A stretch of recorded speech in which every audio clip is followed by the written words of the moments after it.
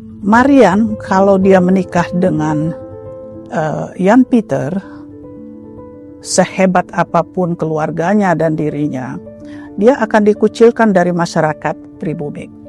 Ketika Presiden Soekarno mengeluarkan maklumat 1958 yang meminta semua orang Belanda, ya, termasuk Indo, untuk meninggalkan Indonesia.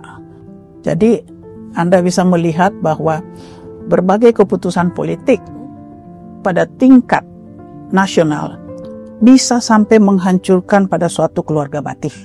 Saya sebagai orang individu pembayar pajak, saya tidak rela uang saya dipakai untuk membiayai istri kedua dan ketiga.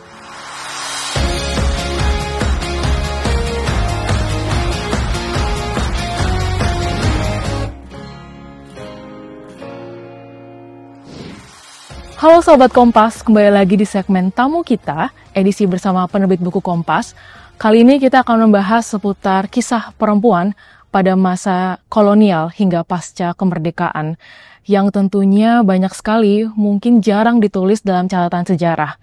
Nah, kali ini kita akan melihatnya dalam roman sejarah yang ada dalam 2 novel di depan ini, yang ditulis oleh seorang peneliti, akademisi, yang juga merupakan duta besar Republik Indonesia untuk Argentina pada masanya, seorang ibu dan juga seorang sahabat perempuan Indonesia. Ini dia tamu kita, Kartini Syahrir.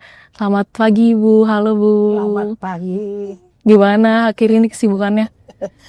Senang aja. Senang aja? Santai. Lagi ada yang dipersiapkan gitu nggak, Bu? Ya, ada beberapa persiapan ya. Karena untuk persiapan ke Jepang. Betul. Tetapi itu tidak menyebabkan surut kegiatan saya menulis. Betul. Dan membaca. Ya, itu tetap. Oke. Ya. Nah, kan kita akan membahas kali ini terkait isu-isu perempuan yang ada di novel Bu Kartini ini ya. Yang saya telah baca dulu keduanya, dan saya lihat bagaimana sangat kompleks sekali fakta-fakta sejarah disampaikan dalam sebuah fiksi gitu. Tapi ternyata memang Ibu telah lama melakukan riset dan juga seorang peneliti gitu. Kalau misalnya kita kilas balik, Bu, bagaimana sih awal perjalanan karir Ibu mungkin di riset dan juga sosial ini gitu? Sebetulnya saya sudah lama sekali ingin menulis sebuah novel, ya. Tetapi selalu terkendala dengan waktu, terkendala dengan berbagai kegiatan lain gitu. Nah, justru kesempatan itu datang buat saya menulis novel ketika usia saya di atas 70. Ya, jadi saya punya waktu untuk melihat, mengaktualisasi diri saya untuk menulis sebuah novel. Sering ada pertanyaan kepada saya begini, kenapa novel percintaan? Betul, karena novel percintaan paling disukai sama semua orang. Ya. Dan kenapa itu datang pikiran itu? Karena sebetulnya pikirannya datang begini. Saya seorang antropolog. Saya mengajar di UI untuk waktu yang lama, 23 tahun. Satu hal yang saya lihat, kalau mengajar itu teori-teori, itu nggak sampai nih. Susah banget gitu. Dan teori itu membosankan kan dibaca gitu. Bosan. Siapa yang nggak bosan dengan teori? Ayo, ya. Itu kan so boring gitu lihatnya gitu. Bukunya tebal-tebal. Lalu ada rekan saya mengatakan, Mbak, tulis buku dong dengan nuansa antropologis. Oke. Ya. Jadi Mbak bikin deh suatu yang kalau dibaca orang segera tahu, ya, bahwa sebetulnya di masyarakat kita ini masyarakat yang majemuk, masyarakat yang pluralistik, di mana elemen yang bisa menyatukan kemajemukan itu adalah yang kita sebut elemen toleransi. Oh ya. Saya kira ini ide yang bagus juga ini. Jadi sebetulnya kalau baca buku yang pertama sangat kuat sekali di sana ya pengaruh dari cara sebagai saya seorang antropolog gitu. Karena saya melakukan ini riset setahun lamanya, riset lapangan maupun riset kepustakaan 2,5 bulan berada di Leiden. Saya menyaru menjadi mahasiswa supaya saya punya kesempatan untuk bisa meresapi apa yang sedang saya tulis. Saya mengunjungi tempat-tempat di mana Perhimpunan Indonesia dulu bertemu. Saya pergi ke Den Haag untuk melihat ya di mana warung Indonesia dulu ketika Bung Hatta ya, suka, dan dengan mahasiswa lain ya, sering makan ke sana. Ya. Saya membuat suatu tokoh di situ. Sebetulnya tokoh fiktif. Nah, bagaimana saya memadukan tokoh fiktif ya yang ada dengan tokoh yang nyata? Itu saya jalin melalui suatu peristiwa-peristiwa sejarah di sana. Lalu itu diramulah, tambahkan menjadi sebuah percintaan di sana dari dua bangsa yang berbeda. Betul. Dan bagaimana kita melihat benturan-benturan yang ada di masa itu. Itu saya mulainya dari sana menulis buku yang pertama gitu. Ya. Oke. Mungkin untuk pengenalan sedikit untuk sahabat Kompas, Ragam Misi Maria ini tentang perempuan bernama Marian seperti itu ya, Bu ya. Perempuan bernama Marian. Namanya sebetulnya Mariana. Oh, Mariana ya. Tapi orang Batak selalu manggil kalau nama anak perempuannya si Marian. Ya, itu orang Batak tuh. Namanya Mariana Bintang Hasibuan. Betul. Kenapa saya berikan marga Hasibuan? Karena orang pertama, ya keluarga pertama yang datang orang Batak ke Batavia adalah marga Hasibuan. Oh, ada fakta sejarah itu ada juga ya? Ada satu fakta sejarah, ada sebuah riset yang dilakukan di situ. Barulah kemudian marga Tobing, Siregar, Hutagalung. Jadi itu Panjaitan tuh jauh sekali, nggak ada itu datang saat itu. Yang pertama Hasibuan dulu ya, Bu ya? Hasibuan. Oke. Dan Hasibuan yang datang pada saat itu adalah Hasibuan yang beragama Kristen. Sekarang kita selalu melihat Hasibuan tuh banyak yang Muslim. Ya. Nah itu ada sebuah sejarahnya lagi. Kalau kita tekunin kembali pada tahun 1800. Ya. Tuh. Gitu. Ada alasannya nggak, Bu, kenapa memilih di buku pertama ini memilih konteks tahun 1900 seperti itu, kan sangat jauh sekali gitu. Apa tadi ada hubungannya terkait dengan Hasibuan tadi atau ada peristiwa yang ingin Ibu highlight dari novel ini? Saya suka sejarah dari dulu. Saya suka mempelajari mengenai Hindia Belanda, ya Batavia. Tapi ada yang menarik bagi saya, karena ketika ide mau menulis buku ini datang, kita masih masa COVID. Oh iya.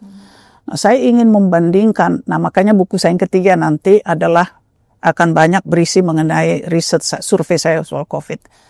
Adalah mencoba membandingkan, melihat bagaimana flu Spain tahun 1918 di Batavia, itu kita bandingkan dengan nantinya apa yang terjadi di Indonesia, khususnya di Jakarta 2020 ketika COVID-19 datang. How do we deal with that? Apa yang terjadi di dalam kehidupan masyarakat? Misalnya dalam konteks COVID itu, bagaimana sebuah rumah tangga berjalan? Ya, bagaimana sebuah kisah kasih dua orang berjalan? Nah, ini menarik melihatnya tanpa meninggalkan setting sosial pada saat itu. Ya, tapi terus terang buku yang ketiga agak sulit karena mungkin saya agak sedikit tuir ya untuk bisa memahami bahasa anak muda. Iya. Ya. Teknologinya juga berubah ya, Bu? Kalimat lemot. Saya kira lemon atau gitu-gitu ya, ada. Jadi saya harus belajar. Dan saya menulis buku ini, saya harus membaca novel.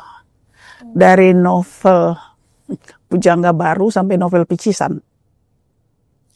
Itu ratusan. Kebetulan saya memang suka membaca. Saya sangat suka baca. Jadi, saya membaca itu untuk saya bisa memahami karakter. Saya untuk bisa memahami seperti apa anak-anak muda sekarang. Saya belajar untuk memahami seperti apa pada masa awal 1900. Itu saya pelajari. Di situ saya seorang antropolog. Ya. Ada kesulitannya nggak, Bu, saat menemukan fakta-fakta sejarah ini telah riset lalu harus kembali membuat jadi fiksi gitu? Sebelumnya Ibu udah pernah menulis cerita fiksi seperti itu? Enggak. Oh, belum pernah ya. Ada satu hal ketika saya ketika membaca manuskrip langka di Leiden. Ya. Saya menemukan hal-hal yang saya nggak pernah tahu selama ini. Saya akhirnya sangat mengagumi perjuangan ya daripada founding father kita. Ya, saya melihat sendiri seperti apa baca dari manuskrip yang ada. Tapi pada saat yang sama juga menimbulkan emosi, semacam ada kemarahan kepada Belanda, negeri Belanda, yang saya anggap harusnya bertanggung jawab lebih kepada apa yang terjadi pada kita pada saat itu. Nah, ini ada hal-hal yang bagaimana membuat lebih balance ketika menulis novel. Untuk bisa mengesampingkan emosi, mencoba melihat bagaimana hubungan itu bisa berjalan. Itu salah satu ya dari sejumlah tantangan-tantangan yang ada. Menarik tadi Ibu membicarakan tentang Belanda, karena kan di Ragam Nisimaren ini hubungan kisah romansa dari pribumi, non-pribumi, satunya orang Batak Sunda, satunya orang Belanda, seperti itu.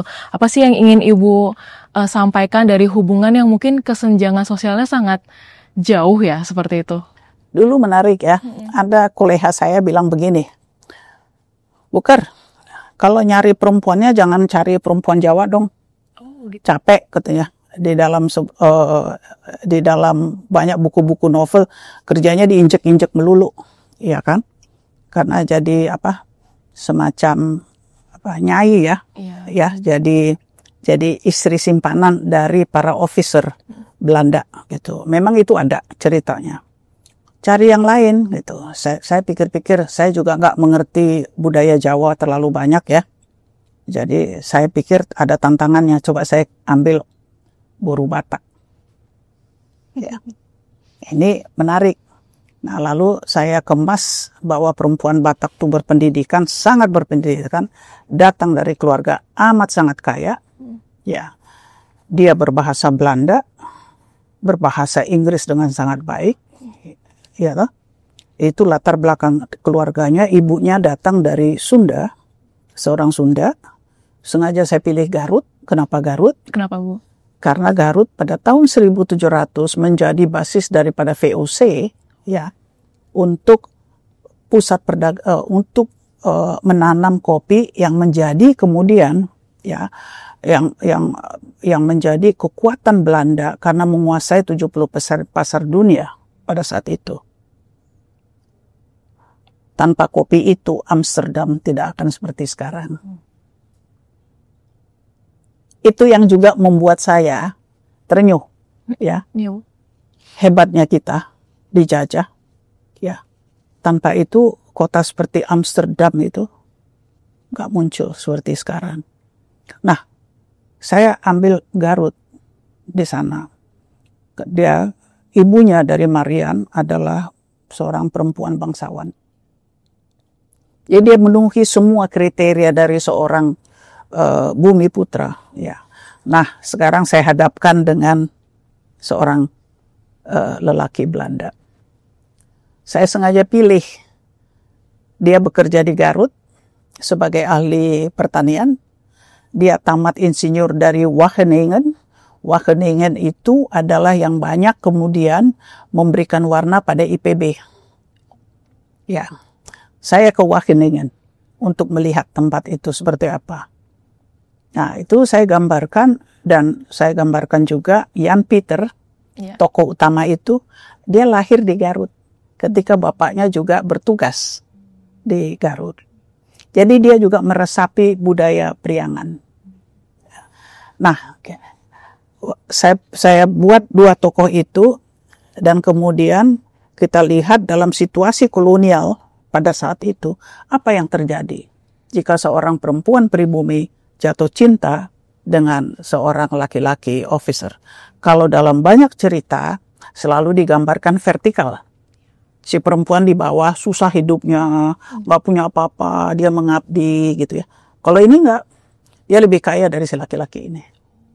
Oh jelas, ya, dia mempunyai pendidikan yang sama, dia sangat Eropeis, ya, dia bisa apa saja, dan dia tidak merasa bahwa dia statusnya berada di bawah. Tapi and yet di dalam buku itu saya tunjukkan betapa perjuangan yang harus dihadapi oleh seorang Marian yang sudah begitu rupa memiliki semua dan tetap bisa terempas. Ya. Jadi walaupun sudah punya segalanya juga masih ada tantangan sebagai perempuan pada masa itu. Karena begini, saya pernah bukan menulis ya, saya ikut memberikan kontribusi dalam sebuah buku mengenai peran negara. Negara itu mempunyai dua sisi. Sisi opresif dan sisi suportif kepada kaum perempuan. Ya. Nah, di dalam hal ini, sekalipun itu pemerintahan Hindia Belanda, ia tetap bersikap opresif. Ditambah suatu sikap yang juga sikap patriarki dari masyarakat kita pada saat itu, Bumi Putra, yang tetap melihat tempatnya kaum perempuan adalah tetap di pinggir. Ya. Karena Marian, kalau dia menikah dengan Jan Pieter, sehebat apapun keluarganya dan dirinya, dia akan dikucilkan dari masyarakat pribumi. Karena dalam cara berpikir masyarakat kita saat itu, seorang perempuan pribumi kalau dinikahi oleh seorang laki-laki Eropa, maka tempatnya akan disisihkan. Dia tidak akan dipandang oleh masyarakat Eropa dan tidak juga oleh masyarakatnya sendiri. Nah, ini yang ada dalam pikiran dari masyarakat kita. Karena itu saya buat di dalam versi cerita itu situasi yang barangkali lebih mengenaskan sedikit, bahwa mereka tidak pernah menikah. Enaknya kalau nulis novel suka-suka kita ya. Iya, betul ceritanya. Walaupun ada spoiler dikit ya, kalau misalnya, ternyata mereka tidak menikah nih, apakah tidak happy ending atau sad ending bagi para pembaca nantinya gitu. Iya. Bisa dilanjutkan ke buku yang kedua nih, The Matriarch juga sequelnya. Ini tentang perempuan yang memimpin seperti itu ya. Masih tokoh utamanya Marian juga ya? Marian akhirnya bisa membuat dirinya sebagai seorang, makanya saya bikin judulnya The Matriarch. Perempuan yang memimpin. Ya. Jadi dalam cerita ini saya gambarkan bagaimana harga kontan yang harus dibayar oleh seorang perempuan seperti Marian adalah bahwa keberpihakan dari negara yang sudah merdeka juga tidak didapatkan oleh anak-anaknya. Dia mempunyai seorang anak perempuan dari hasil hubungan dengan Jan Pieter bernama Josefina. Josefina menikah dengan baik dengan satu keluarga yang mapan, keluarga yang mempunyai latar belakang kebangsawanan, punya anak 3, dan harus menerima ya perlakuan yang begitu rupa yang mengakibatkan dia harus bercerai dari suaminya. Yaitu ketika Presiden Soekarno mengeluarkan maklumat 1958 yang meminta semua orang Belanda, ya, termasuk Indo, untuk meninggalkan Indonesia. Karena pada saat itu pengambil alihan seluruh perusahaan-perusahaan milik orang Belanda ada berjumlah 700 orang. Itu adalah nasionalisasi sedang diberlakukan pada saat itu. Jadi ada suatu sentimen anti-Belanda termasuk anti-Indo. Nah, mengapa Presiden Soekarno pada saat itu mengeluarkan maklumat yang demikian? Ya, oleh karena kita di dalam suatu perjanjian dengan Belanda, kita kehilangan Irian Jaya saat itu. Jadi Anda bisa melihat bahwa berbagai keputusan politik pada tingkat nasional bisa sampai menghancurkan pada suatu keluarga batik. Itu satu hal yang saya mau gambarkan. Dan bisa menghancurkan hati seorang perempuan atau sejumlah perempuan dengan keluarga dan anak-anak mereka. Ini fakta, ini terjadi. Jadi itu yang saya bilang, mengapa saya kaitkan antara fiksi non-fiksi tadi. Ya, jadi memang itu faktanya demikian, dan bagaimana perjuangan dari Marian untuk melihat putrinya harus menanggung ya akibat dari hubungan dia dengan seorang yang bukan pribumi. Tidak ada yang salah dari hubungan itu. Tidak ada yang salah. Apa yang salah? jatuh cinta kan bisa sama siapa aja. Bisa sama siapa saja. Tak ada yang salah di situ. Yang salah adalah bahwa masyarakat sudah mempunyai ya bilik-bilik sendiri mengenai mana yang boleh, mana yang tidak. Nah, itu yang selalu merupakan pergulatan dalam kehidupan kita sehari-hari, even sampai sekarang. Ya. Makanya bagi saya, manusia Indonesia itu sebetulnya diatur oleh ayat-ayat konstitusi Undang-Undang Dasar 45. Tidak diatur oleh ayat-ayat suci. Nah, saya serius. Karena buat saya, ayat suci itu urusan kita sama di atas. Ya. Terlalu suci untuk kita bilang mengatur kisah cinta seseorang itu, come on. Ya, jadi saya melihat di dalam buku itu saya mencoba menggambarkan perjuangan. Ya, apa yang harus dihadapi, bagaimana perempuan, ya seorang perempuan atau sejumlah perempuan mencoba membuat keputusan-keputusan di dalam tekanan-tekanan sosial atau tekanan ekonomi ya yang ada. G30S PKI saya gambarkan di situ terjadi. Ya, saya masih usia 15 tahun ketika itu pecah tahun 1965. Itu memporak-porandakan banyak sekali kehidupan orang. Ya. Termasuk kehidupan Yosefina ini. Dia menyingkir ke negeri Belanda bersama anak-anak. Ya. Suaminya yang sebetulnya sangat dia cintai, tetapi dia harus bercerai karena dia adalah seorang anak haram. Ya. Ya, meskipun buat saya tidak ada anak haram. Anak adalah anak. Mau dia lahir pada ikatan pakai surat apa enggak surat, itu adalah anak. Tapi masyarakat sudah memberikan semacam suatu sikap bahwa anak haram itu adalah anak yang nggak dianggap sama sekali. Nah, ini ya yang kita bisa lihat dalam fase ketika terjadi G30S, suaminya ditangkap. Ya, karena suaminya keburu menikah dengan seorang anggota Gerwani. Suaminya sebetulnya tidak ngerti apa-apa.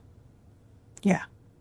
Dan anak-anaknya harus melihat bahwa bapak mereka kemudian hanyalah menjadi seorang tapol. Nah, itu memukul banyak perasaan anak-anak. Jadi ini saya gambarkan ya begitulah. Wah, sangat kompleks dan juga cukup berat sekali berarti kisah Marian dari buku pertama, kedua. Saya ingin mengutip juga dari yang Ibu Kartini tulis juga di buku, bagaimana negara itu bisa menjadi opresor, tapi sekaligus juga bisa menjadi supporter. Oh iya. Supporter dari kaum perempuan lebih tepatnya, begitu ya.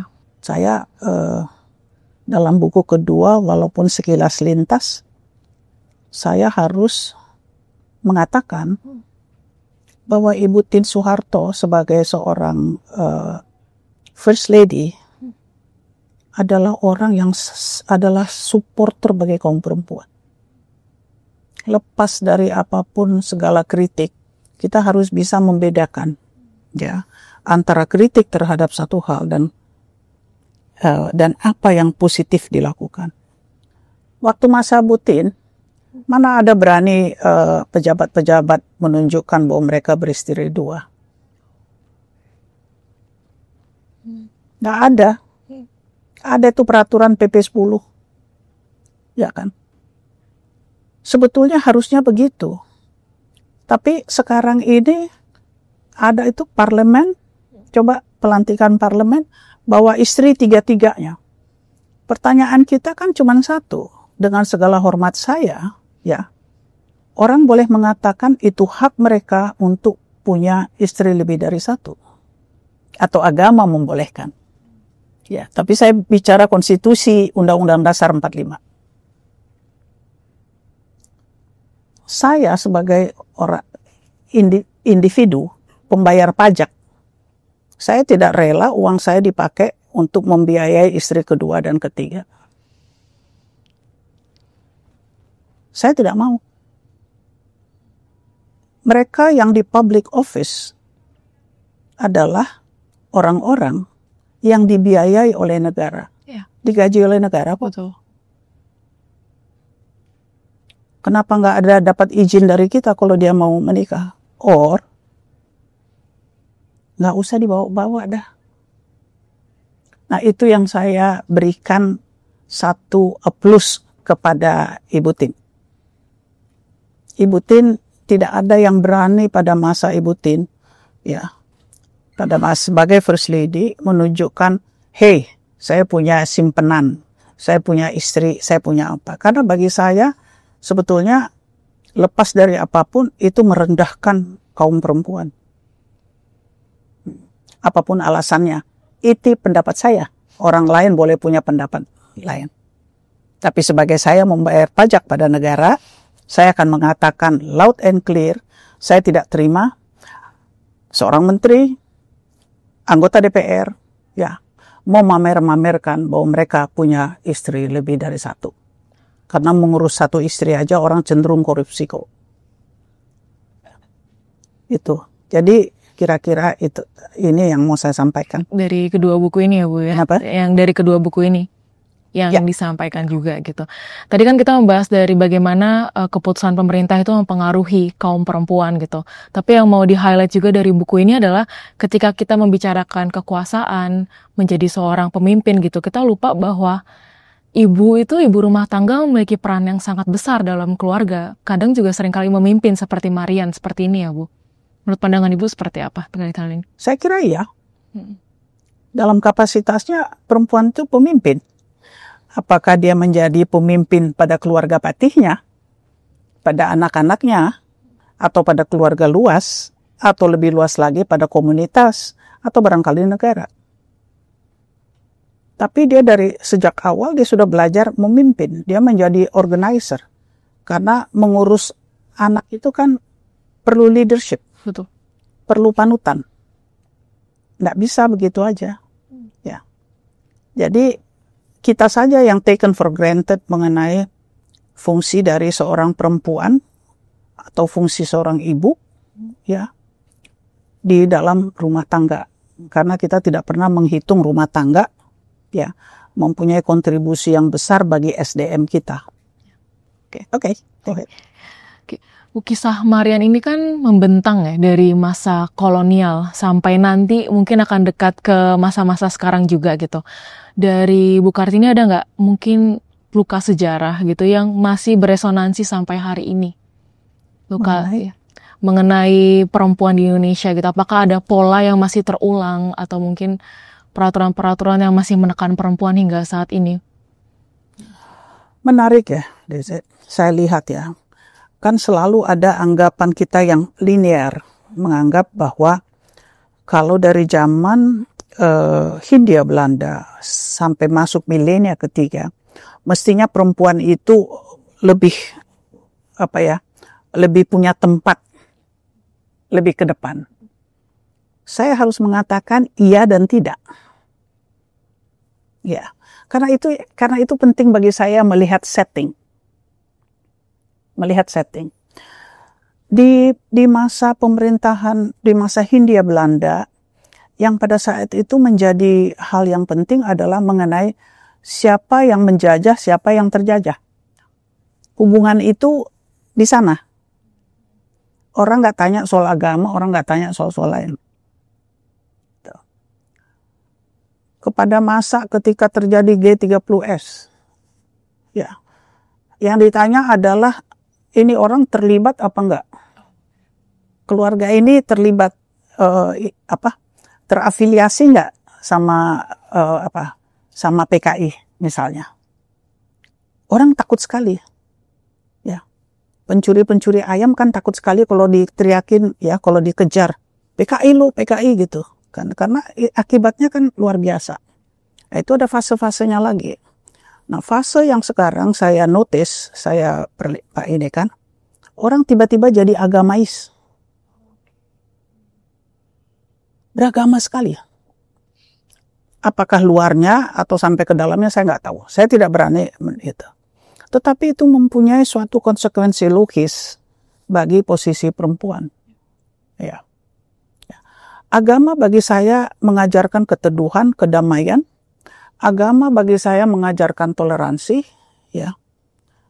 Karena itu buat saya pertanyaan saya saat ini adalah mengapa kelihatannya ketika orang menjadi beragama, ya, malah menjadi punya pikiran yang sempit.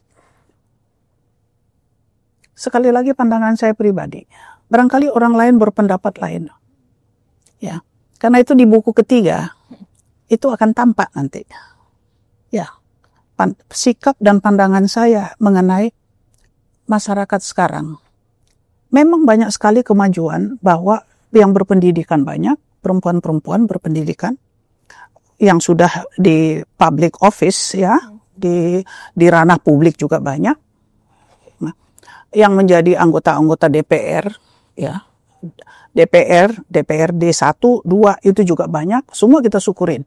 Ya, saya sangat bangga melihat perempuan-perempuan cantas, perempuan-perempuan yang terpelajar. Ya, karena di masa saya, ya, waktu saya masih muda, itu tidak seperti itu.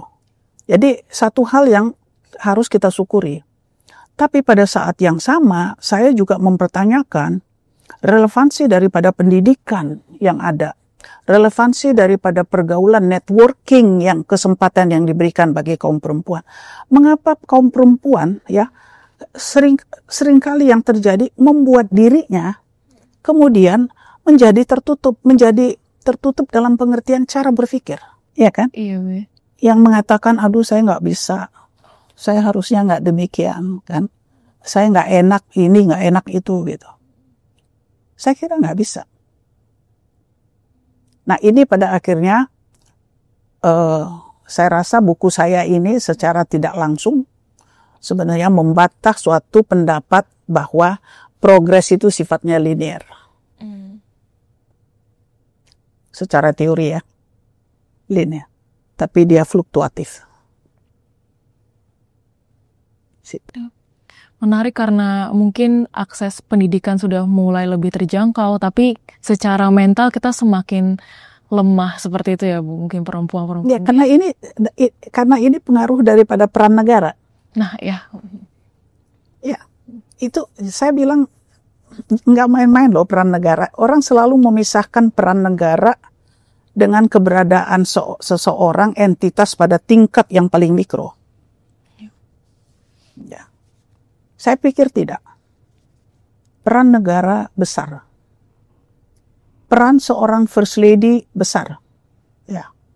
Bagi saya seorang ibu negara tidak bisa dilihat semata-mata hanya mendampingi suami. Ya. Kemana enggak. Untuk saya lebih daripada itu. Ya. Seorang ibu negara adalah seorang yang bisa mendengarkan suara-suara dari tingkat paling bawah. Ya kan? Seorang presiden kan bukan seorang yang superior. Ya. Seorang presiden kan bukan seorang yang bisa semua dia tahu, enggak. Jadi kalau dia memiliki seorang istri, maka fungsi istri, ya, sebagai ibu negara adalah untuk mendengarkan suara-suara dari mereka yang barangkali tidak terwakili. Dalam hal ini perempuan. Oke.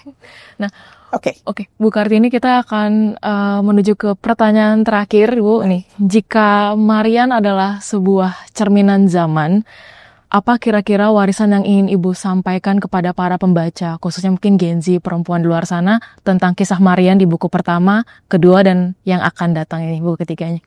That's a good one. Saya kira buat semua perempuan, saya kira pesan saya, Ya. boleh. Jangan pernah berhenti memberdayakan diri dan memberdayakan sekeliling. Jangan pernah berhenti berpikir, beraktivitas, belajar, ya. Itu harus dilakukan. Karena bagi perempuan tidak tersedia untuk mereka yang kita sebut piring emas. Itu harus direbut. Harus diambil. Dan caranya adalah tidak pernah menyerah, ya. Tetap berjalan sesuai dengan kemampuan, sesuai dengan waktu, sesuai dengan energi yang dimiliki. Ya, jadi tidak ada waktu untuk mengasihani diri sendiri dan tidak perlu. Ya, ya, bergiat saja. Ya, dan saya yakin dengan sikap seperti itu, saya yakin sekali perempuan itu bisa membuat dirinya sebuah entitas yang punya makna, yang punya fungsi, ya, bagi rumah tangga, bagi anak-anaknya, bagi komunitasnya, dan bagi negara. Apalagi kita bicara mengenai soal SDM, Indonesia Emas 2045, harusnya peran perempuan menjadi sangat penting di sini. Ya, gitu ya. Baik. Terima kasih Bu Kartini untuk diskusinya. Semoga menginspirasi untuk sahabat Kompas yang mendengarkan juga. Terima kasih. Ya. Rasanya masih ingin mendengar cerita dari Bu Kartini dan tentu saja kita juga penasaran bagaimana kisah Marian ini akan berakhir. Karena ini kan roman sejarah di buku ketiga, mungkin buku terakhir untuk kisah Marian ini. Jadi untuk sahabat Kompas yang ingin membaca Ragam Misi Marian bisa mendapatkannya di Marketplace Harian Kompas, Gerai Kompas, atau juga bisa mengunjungi @buku Kompas untuk mengetahui koleksi buku dari penerbit buku Kompas. Dan sampai jumpa di tamu kita yang bisa Anda saksikan di kompas.id dan juga YouTube Harian Kompas. Terima kasih.